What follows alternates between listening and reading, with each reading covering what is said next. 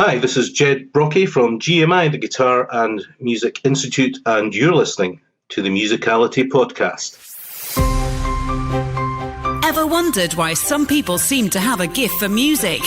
Have you ever wished that you could play by ear, sing in tune, improvise and jam?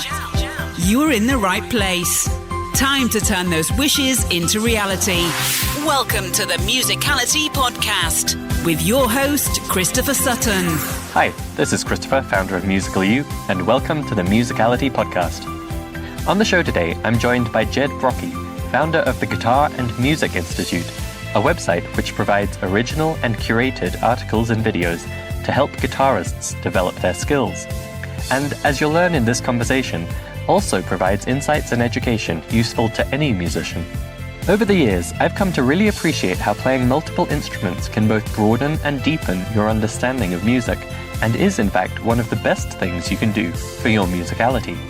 So I hope that even if you're not a guitarist yourself, you'll stay tuned, because Jed's story and perspective on learning music is still going to be very interesting and relevant for you. Jed has been a professional musician for over 30 years, performing across the UK. He's helped develop educational courses for higher education. He's launched a summer school and a music festival, and composed original music for television, theatre and film. Somehow, amongst all of that, he's also found the time to publish the Fastline series of guitar tutor books, which teach jazz, blues, rock and more. He's written a book with accompanying tutorial videos called Drop Two Voicings Uncovered. He's created a huge website at guitarandmusicinstitute.com and launched the GMI podcast earlier this year. Jed is a great storyteller, and in this conversation we talk a bit about his early beginnings in music, what it was like growing up as a musician in Scotland in the 80s, how things have changed in terms of learning music and performing, and his perspective on what's good and bad about the current status quo in music education. He shares his opinion on whether there's such a thing as musical talent, and if so, how important it is. The most powerful thing you can do while studying music to turn you into a real musician. How learning music is like learning a language, and the important lesson to be learned there that will help you avoid feeling frustrated or disappointed during the learning process. And the connection between theory, technique, and your musicality. We also talk about a man smashing a bus stop. I hope you'll enjoy this wide-ranging and illuminating conversation with Jed. I certainly found it thought-provoking. My name is Christopher Sutton, and this is the Musicality podcast from Musical U. Welcome to the show, Jed. Thank you for joining us today. It's absolutely fantastic, Christopher. It doesn't seem like a week since I talked to you last. Oh, wait a minute. So for those not in the know, I was recently a guest on the GMI podcast, a fantastic show with interviews, teaching and more for guitar players and musicians of all stripes, and we'll be making reference to that a few times. So do head to the show notes if you would like to listen in on that previous conversation. So, Jed, I'd love to start at the beginning and talk a bit about how you first learned music and what those early experiences were like for you. Well, I had a very interesting, I think, background. It was a very musical background. I had quite a religious background, actually, and so I was always exposed to simple songs and melodies, Scottish psalms and all that sort of stuff. And at the age, so I was always singing. And at the age of 5, I started taking piano lessons with my aunt, and that lasted for a couple of years. And then at the age of, I was always being asked to sing in choirs and things at school. And then at the age of 10, there was a guy came round, and we all had to go into this room and see if we could play a trumpet. Well, it was a cornet, actually, and I managed to get in there. So I was playing the cornet for a couple of years. The thing about, trumpet envy, I was playing the cornet and you went to Edinburgh schools and everybody just wanted to be in the first trumpets. You're looking at these guys and they're always flash, the first trumpet players, and I was just on the cornets. So after that, went to secondary school and again was well into singing and all the rest of it. And then at the age of, as you did back in the day, perhaps not so much nowadays, the bunch of pals said, why don't we start a band? So I thought, yes, I want to be the lead guitarist. So at the age of 15, my mother didn't have any money, she was a widow. And so I was walking down the road one day and I saw an old lady struggling in her garden. And I said, do you need any help? Not expecting her to turn around and say, yes, I do. And she did. Now, I'd seen this guitar, which was, it was £70, and it was in a shop called the Music Box, which was up beside the Usher Hall in Edinburgh City Centre. A strange place, a very strange place, run by two, to me at 15, very ancient men. Both bald. I thought they were brothers. I don't know if they were actually lovers. I don't know. And everything was in glass boxes with dead flies in the bottom of it. I mean, it really was a creepy, creepy place. And I'd gone up to this place and seen this guitar. I knew that was the kind of guitar I wanted. It was actually a Fender Strat copy called a Hondo 2. And for anyone who knows anything about guitars, it was £69, and the action of the strings was about an inch off the neck. That is the distance from the pushing. I mean, it was really bad. But to me, I was just amazed. I fell in love immediately. And I remember looking at the strings. It's funny how certain things never leave you. I remember looking at the strings and thinking, I'll never be able to play that. Seems funny now, but I still am trying. But after all these years. So basically that lady said, yeah, I do want some help. And I remember I got £5 for 10 hours work a day. And I worked for 6 days, garnering half of, more or less, of the money. And in those days, way back in the early 80s, which does seem like in the mists of time now, you didn't just go and, get the thing and then pay it up. You paid it up and then got the thing. So I was paying it up and had a little book, a little cardboard thing, and you take my money up. And then my aunt, who had given me the piano lessons that I was telling you earlier, she said, I'll pay the rest of it. So I took the money up, went up, and they'd sold the guitar. So basically they got another one, which I don't know if it was as good as the one that I was looking at, but it was still a Hondo 2, and that was really the beginning of my musical journey. And I just like I do have OCD, I guess. When I get my teeth into something, I don't give up. I just keep going. And that was it. I wanted to be a musician. I fell in love with music. I have this musical background. But interestingly, if I fast forward almost 30 years, the reality was I was adopted by my mum. It was a bit of a funny one because I was actually adopted by her and her husband, who was my uncle, if the listeners are still with me. So he died when I was age 7, and I had a brother who I didn't really know. And it turns out that brother had seen me at big concerts and stuff like that and had made contact, and I was interested. So I went on to see him, and it was absolutely unbelievable. Turns he was into guitar. He was into all the things I was into. He's a plasterer by trade.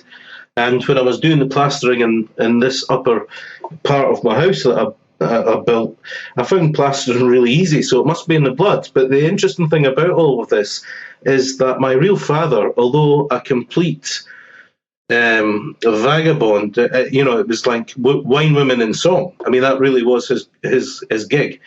He was a musician, and he used to write songs.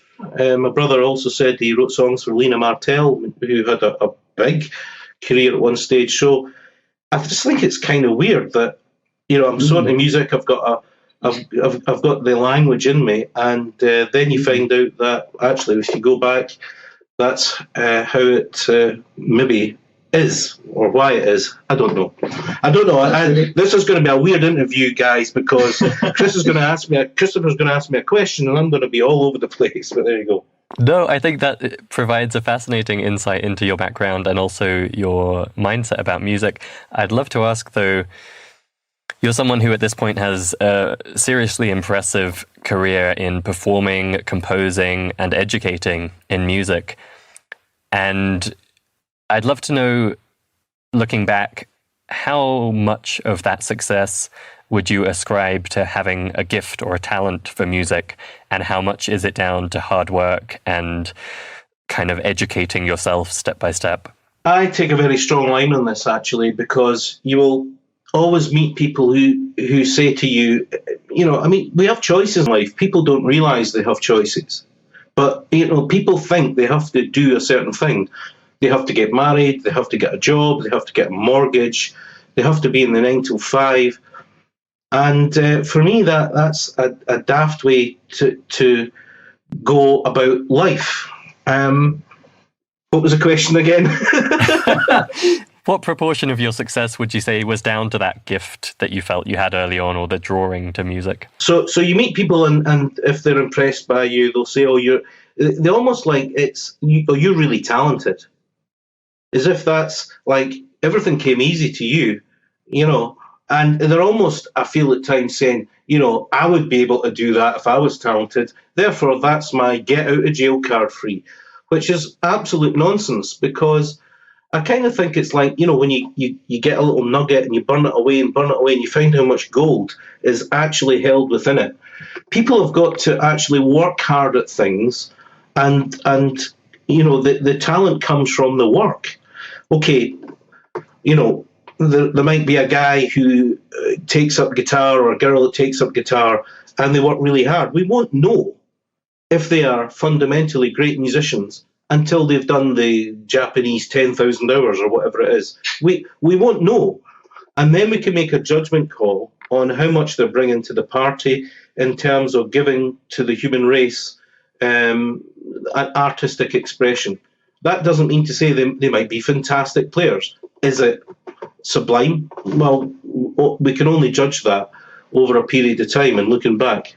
And don't forget that a lot of people who become famous, a lot of them why did Beethoven write Moonlight Sonata? Why didn't someone write it before it? Well, he came along when the technology was there with the iron frame to have 2 tons of tension in a string, therefore he could sustain the notes. Technological advancement and actual application from an artist go hand in hand. So talent is everything, but it can only be expressed through hard work. Does that answer the question? I don't know. It does. I think what I'm hearing is that there is something inside us that gives us a natural inclination or aptitude to music, but it certainly wasn't the case by the sound of it that you bought that first guitar, were an instant rock star, and have just kind of dabbled in music, having great success ever since. Yeah, exactly. I mean, I suppose there was some sort of synergy with the fact that when I played the guitar, I immediately took to it, and there was a whole lot of cultural things that are mixed up in that. For a 15-year-old boy around 1980, when there was no computers, there was no games, there wasn't all these other things. I mean, we have to acknowledge that there's been a massive cultural shift in the way that the Western world and the young people of today see their futures. I don't think so many of them see that wrapped up in expressing themselves, sadly, through music. They're expressing themselves through new mediums, such as media, the gaming world, and all of that. So when you were studying music at Leeds City College, where you went on to get a first and be given an award for your academic excellence, I suppose, was it clear to you that you were on a career path there? Were you studying it because you saw this as your route forwards in life? Well, it's the age-old problem, isn't it, Christopher? I mean, I'm a musician, or I don't think of myself as an artist, but it's who I am, it's what I do, it's my first love. And you can read into that whatever you want. It is my first love, says he with the broken marriage behind him many years ago. It is fundamentally that. And it wasn't a case of, can I do this? Should I do this for monetary gain? It's just what I was going to do with my life. But I'll tell you this, there was a small amount of people, just like, I guess, in any course on anywhere in the world, and specifically in music, that we went out and gigged all the time. And, 90% of the course members didn't do that. But I do remember going back once, because I'm married at the age of 21, and my wife and I had a house down in Leeds. And I remember going back to her one day, and I was quite upset because I'd just played terrible. I hadn't yet got the language of music in me to an expressive, to the point of expression that there was a point that was a really big movement towards that actually at the end of that course. But I do remember thinking, I'll never be able to do this, and yet it's all I wanted to do. You know, it was like, and now I can explain that to young people very, very succinctly. But back then, no one had explained that to me.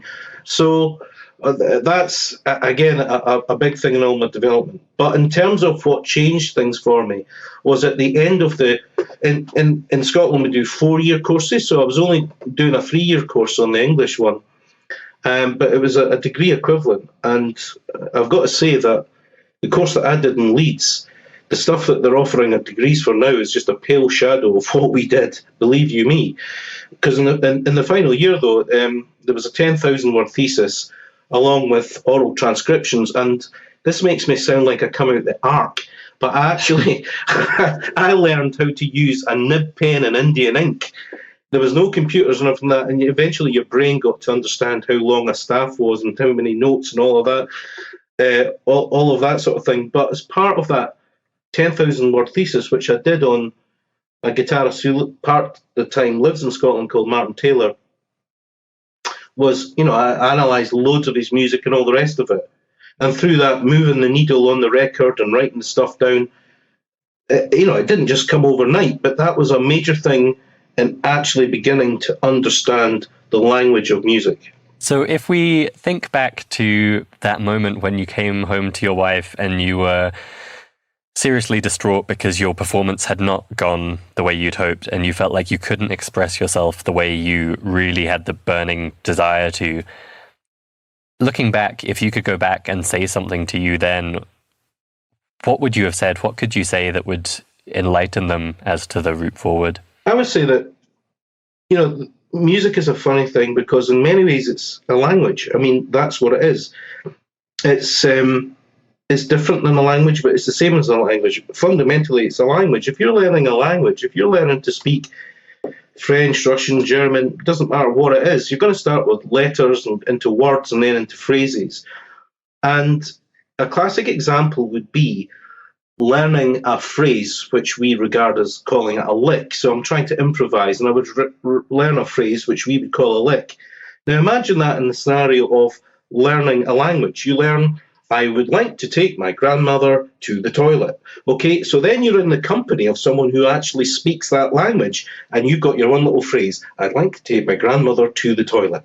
And then everyone's chatting and laughing and they're having a good time, and then you blurt out at the wrong point, I'd like to take my grandmother to the toilet. And everyone kind of stops, looks at you and starts wringing their glass and looking at it in an embarrassed fashion. That's is akin to learning some phrases, going on an improvising gig, not having the language internalized, and then just trying to join the dots together. It's going to sound all over the place. So what I would say to me back then is toughen up. You're learning a language. You just know a few words. It takes years for most people to actually be able to have their own version of learning a language and being able to speak it. I suppose what I'd most like to know is, how did you go from that young performer, frustrated and disappointed, to someone who had such career success and went on to found such an impressive website, GMI, the Guitar and Music Institute in 2013?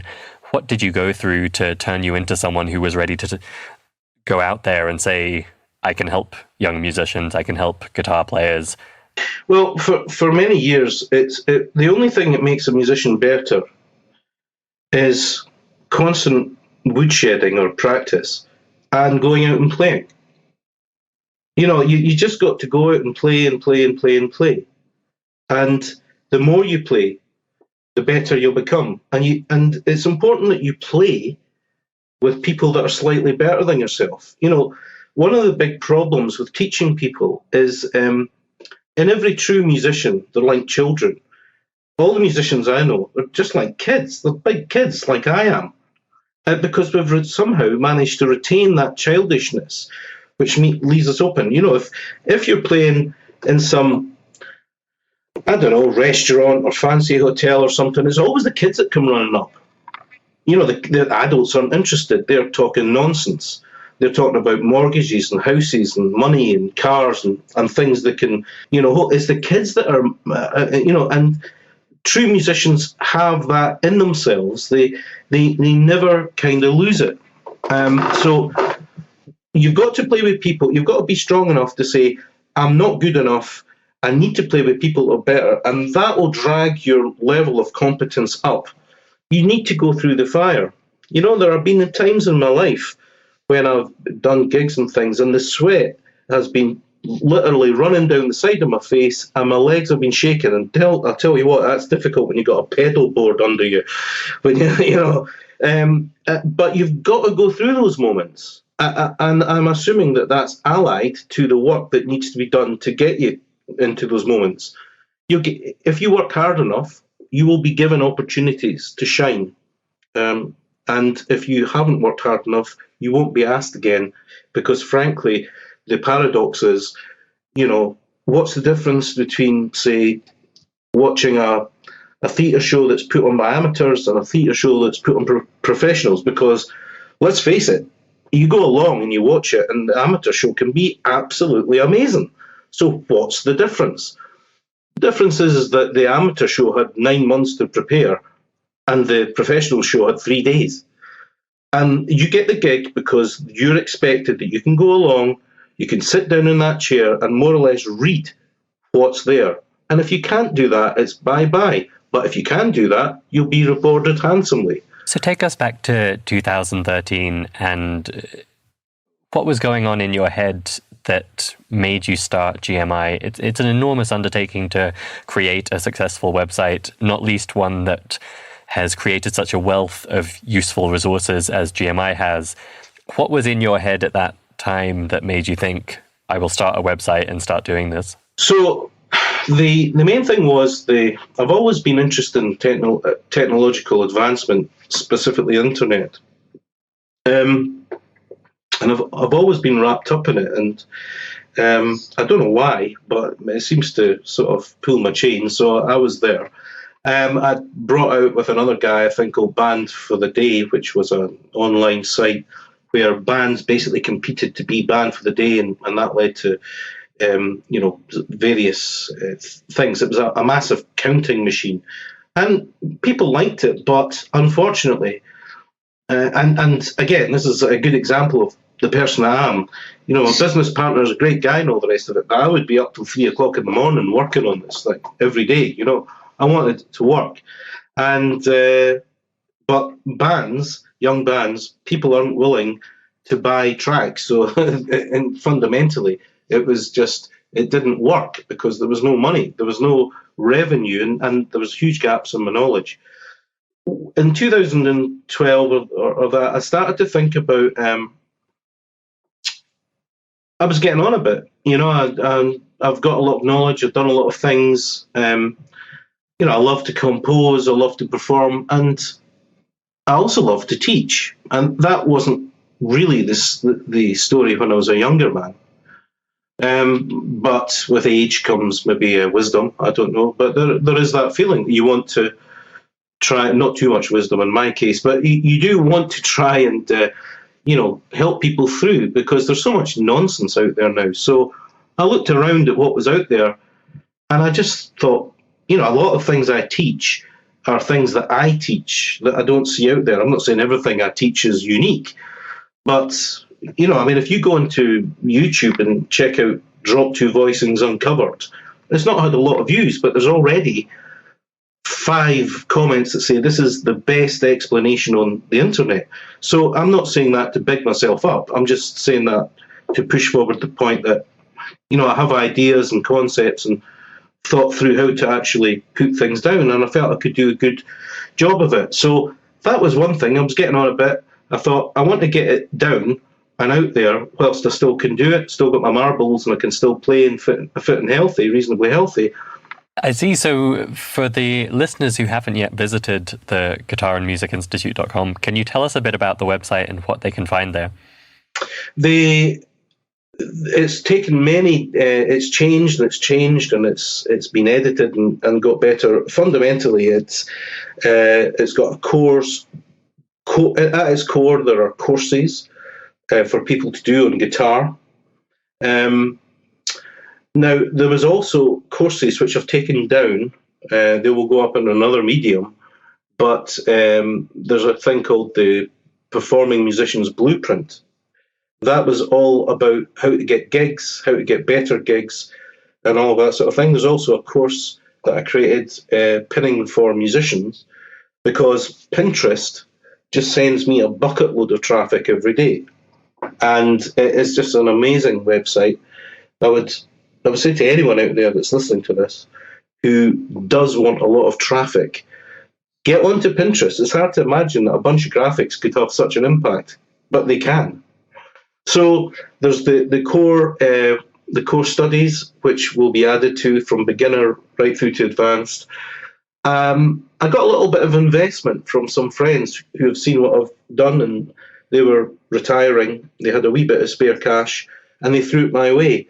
So I had a decision to make. Do I reinvent the wheel by paying other people, because I didn't have much real desire to do it myself, showing them how to play, any pop tune, Wonderwall or whatever. But I saw this piece of software which was called Curation Suite.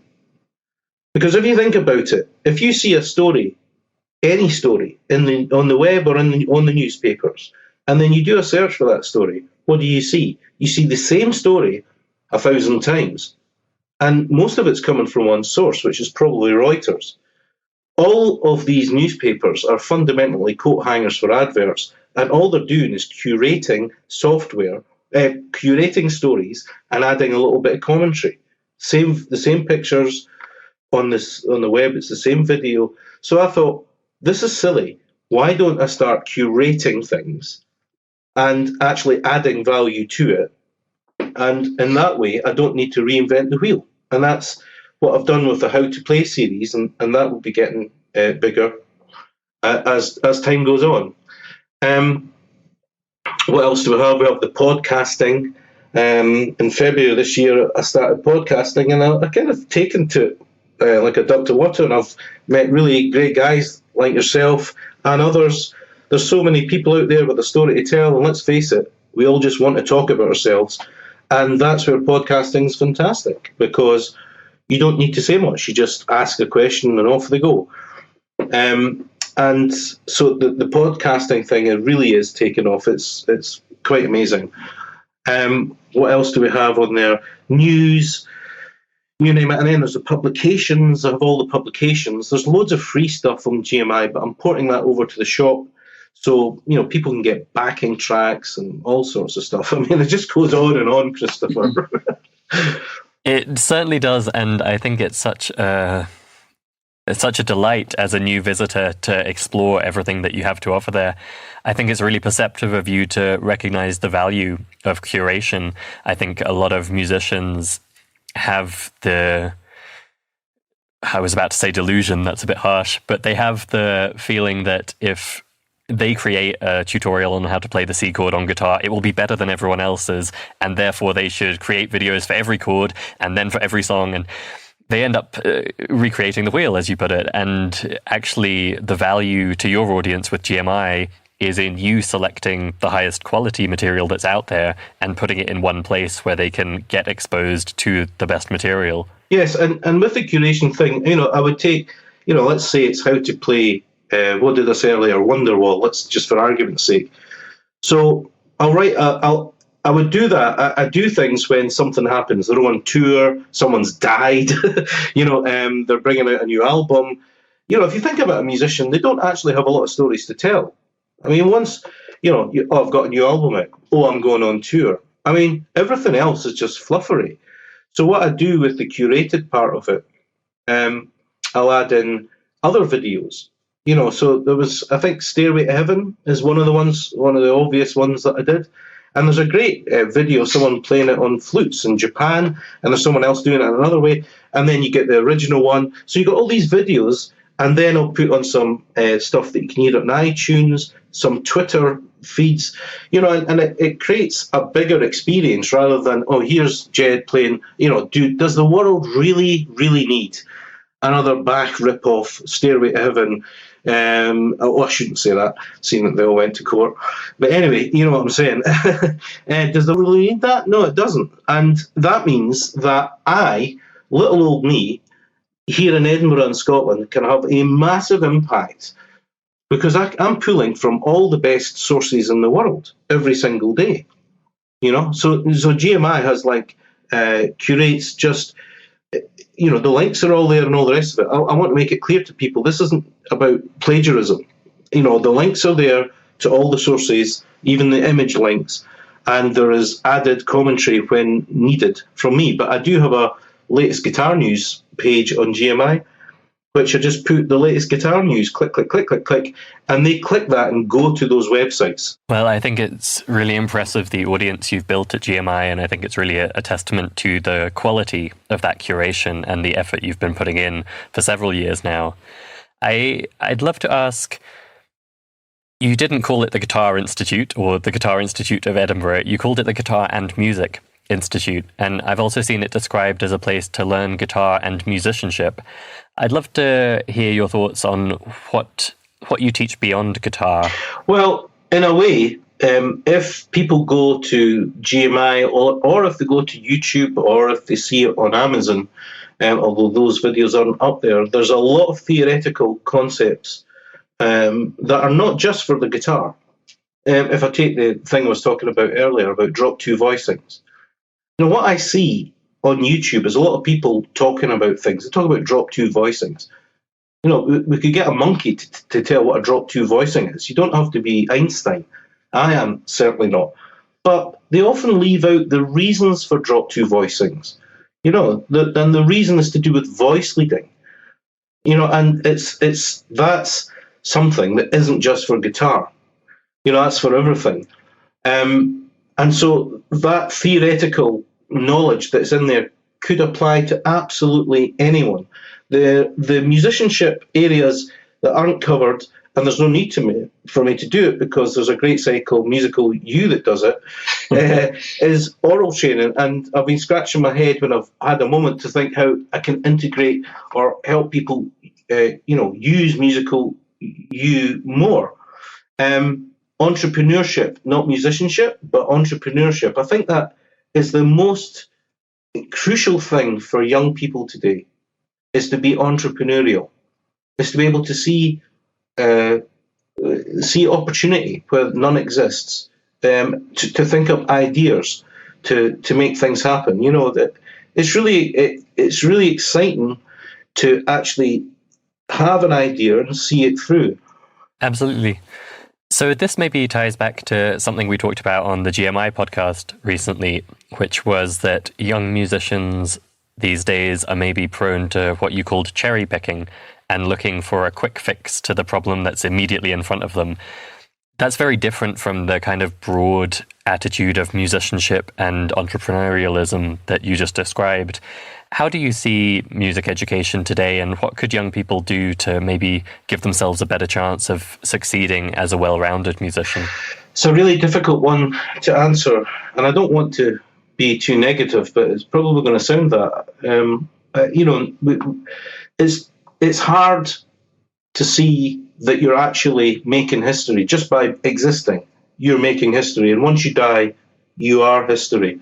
And it's hard to get an idea of the changes that are going around you, just to be aware of the cultural changes, and we're all connected in some way now. So it's much more seismic in the way things change, the way people think about things, and we live in a culture where people are famous just for being famous. You know, why would you want to work hard when you can just be famous for having, big breasts or something? I mean, that's sadly where we're at. I mean, people with no discernible talent are being held up as paragons of virtue to the young of today. So that has to have had an effect on everything, and it bleeds right through to the consciousness of those that are interested in music.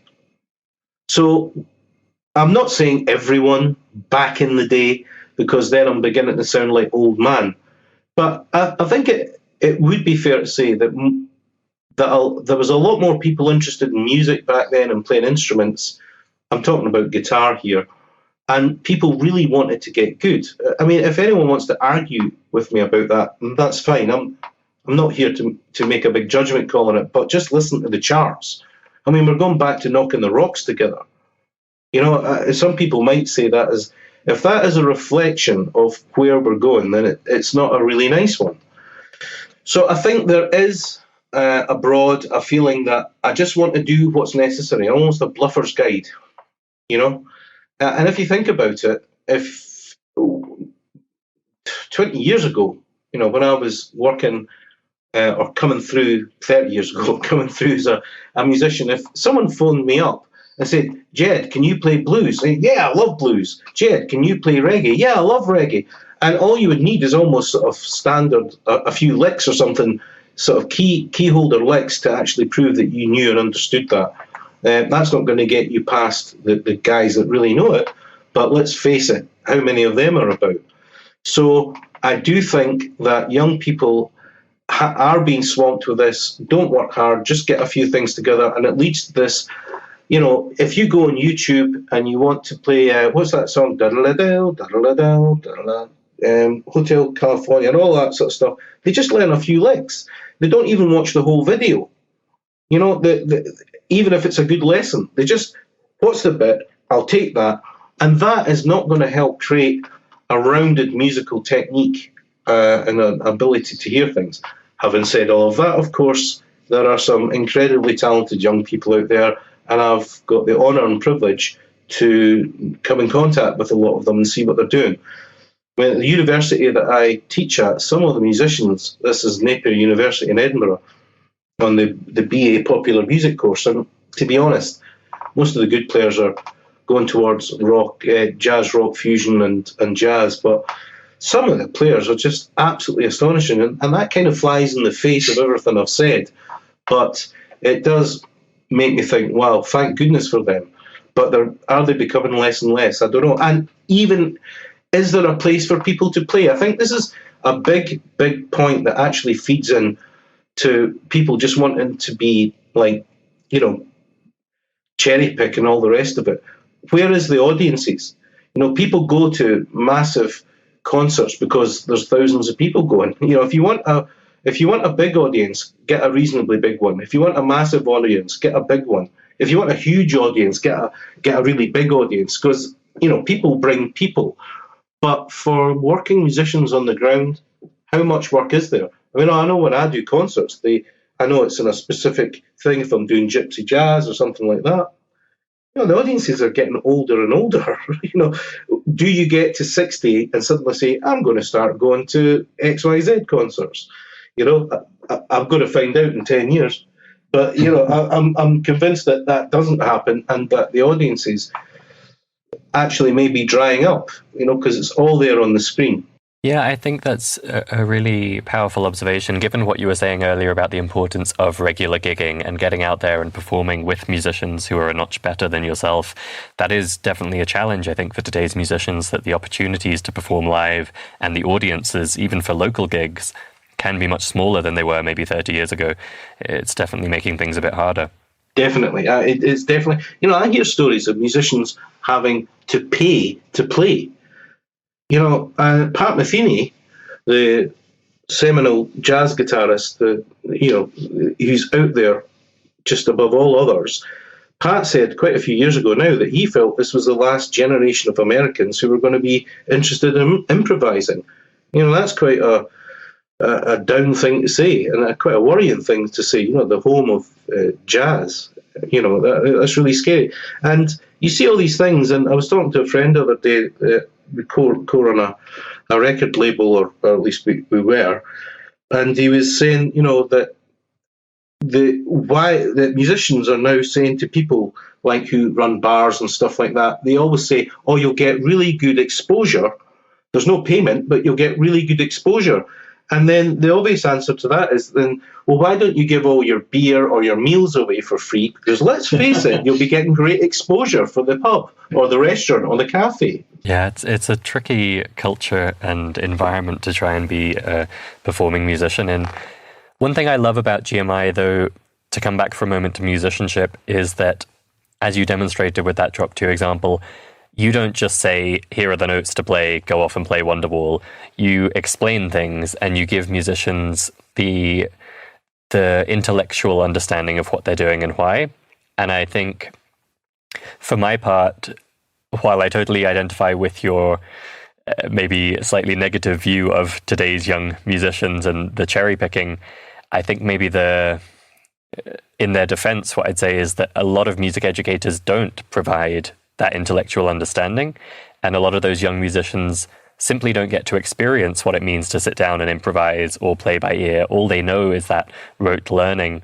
And for my own part, even, I had a Squire Strat as a 14-year-old. I learned to play the intro riff to Stairway to Heaven. It never occurred to me to learn to play the full song. Like, I had the intro riff that was good enough to impress people. And it was another 10 years, I think, before I sat down with a guitar and tried just making something up myself, really. And that was because no one had shown me that was an option. And these days, my favorite activity is to sit down with an instrument and improvise, just make something up from scratch.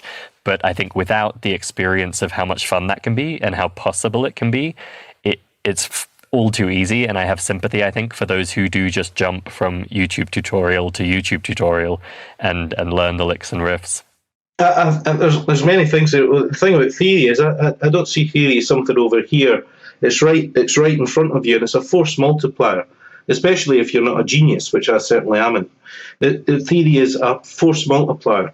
By understanding that, and my whole take on music and say composition, it is a meld between art and craft. So I may think up something that I want to write and actually just write it down. But then when you start looking at it on the paper, and it's a very difficult thing to try and explain to someone when conceptual ideas that may have been learnt on the right-hand side of the brain suddenly sort of merge into the left-hand side of the brain. But we're talking about language here, and we don't, when we can speak a language, we don't think about the verbs or nouns that people say or that we say. We just express ourselves. So it's getting to that point. There's no doubt about it that theoretical concepts are a force multiplier and allied to technique. I use the expression technique as a great gateway to expression. So, if I can through some theoretical concepts, if I work that into my playing, if I can play something you can't play, technically, or you can do something I can't play, then either of us have an out in terms of actually expressing ourselves in a way that we wouldn't be able to do if we didn't have that knowledge or physical understanding. And I don't really see people as people. I see them as balls of energy. That's what they are, creative. I remember years ago, I'd gone to the Boozer and I was walking down the road and I saw this big fat guy over the road and he was eating a fish supper. And he came up to a bus stop and he put his foot right through it. Right? He smashed this big pane of glass. And I was sort of bemused by it. I just thought about it. And there's obviously a lot of reasons why he did that, bound up in frustrations. But certain frustrations, but also I think creative. For him, smashing that stove in that bus stop in was a creative thing. Most people would see it as a destructive thing, and it was, but it's because he doesn't have an out. That's why music education is so important, and helping people to see the world through art, whether it's music or sculpture or painting or whatever it is. Given everything we've been talking about in terms of musicianship as a whole versus just instrument technique and the power of performing and learning the music theory behind things, and also the challenges of the modern environment where there's a YouTube tutorial at your fingertips for anything you can imagine. I'm just a huge fan of the Guitar and Music Institute. I think the website you've put together, as well as your YouTube channel, your social media, all of the myriad places you are available and helping musicians online is just phenomenal. One last thing I wanted to mention for those interested is the books you're currently publishing on Amazon. Could you tell us a little bit about that? Yes, well, the thing is, Christopher, as soon as I got out of music college, I actually started publishing, and that was back in the days when computers were run on coal.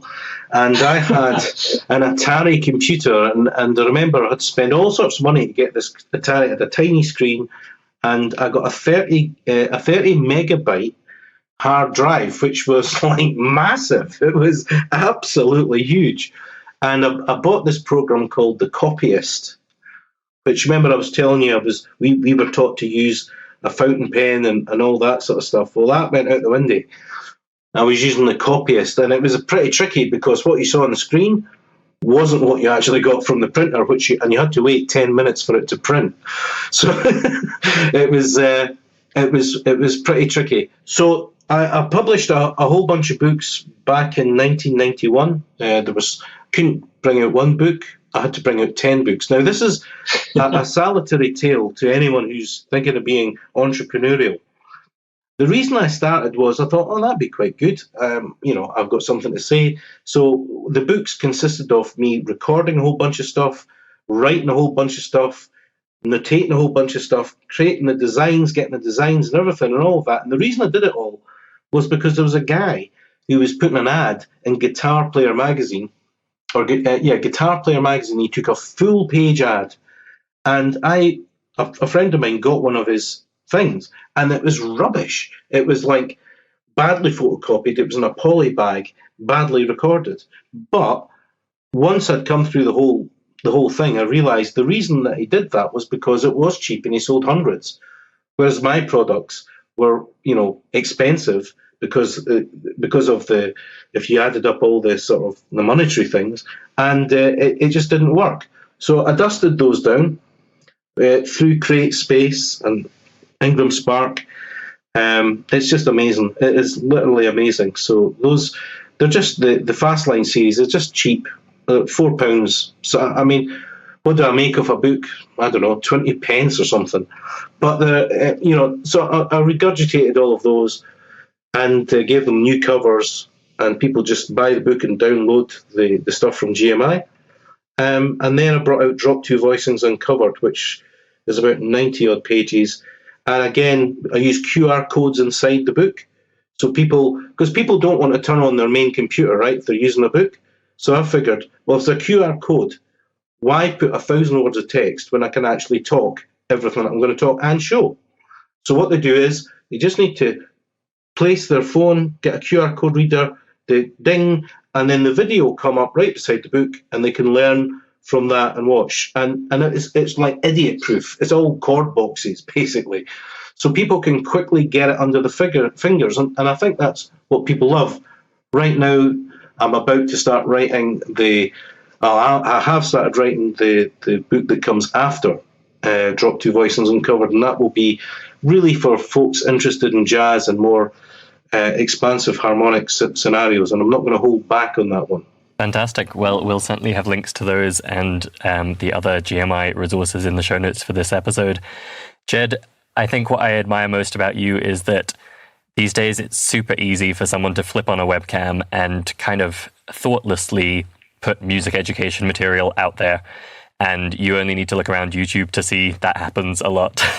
You, through the way you use technology and also the way you teach the concepts you teach at GMI, you've put such thought into it and how to leverage technology and how to teach in a way that will genuinely help and empower the musician. And I certainly applaud you for that. I think it's fantastic work you're doing. And for all our listeners, if you haven't already checked it out, the Guitar and Music Institute, it's guitarandmusicinstitute.com, GMI by another name. And you will just find a wealth of resources, free and paid, as well as the amazing curation of content that we talked about earlier. So do head on over and check it out. Thank you again, Ged, for joining us on the show today. It's been wonderful. Thanks to all your listeners for putting up with my ramblings. Cheers, Christopher. Unlock your full musicality with Musical You membership. Find out more at musicalitypodcast.com/join. Ged has a real skill for storytelling, doesn't he?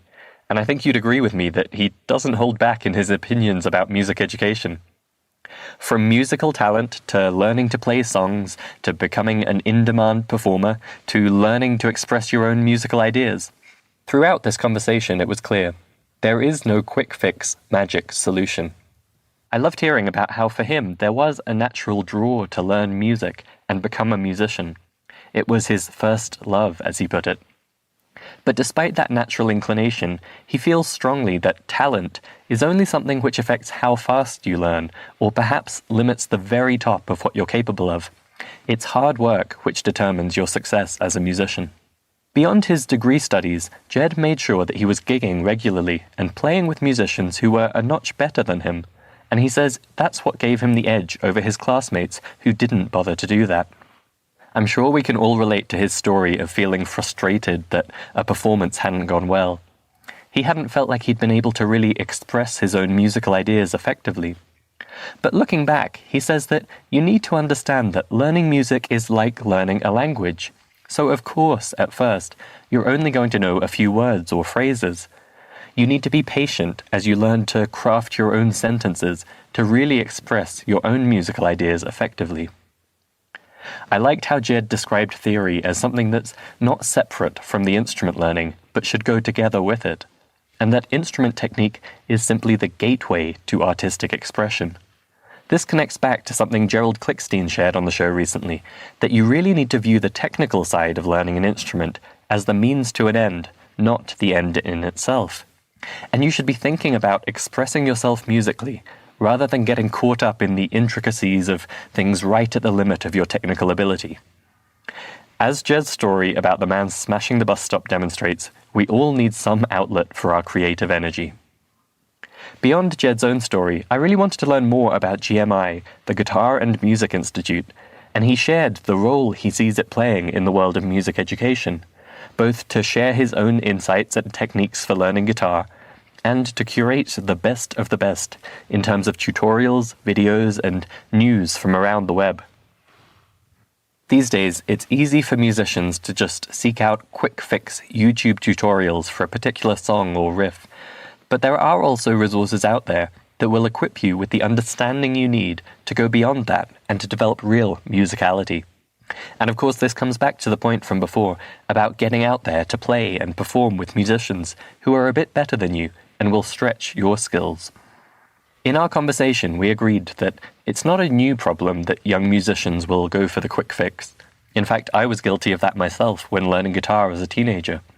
But if creativity and musical expression are included in music education from the outset, you can avoid falling into the trap of just playing the notes you're told to. And it's never too late to start that kind of musicality training. Websites like the Guitar and Music Institute can help you to see the bigger picture and avoid the limitations and frustrations that quick-fix note-by-note solutions lead to. If you enjoyed hearing this conversation with Ged, please do head to guitarandmusicinstitute.com and check out the GMI podcast.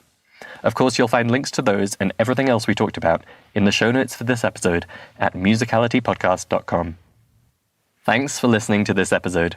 Stay tuned for our next one, where we'll be talking about the 10,000-hour rule, something which Ged referred to when we discussed the importance, or not, of musical talent.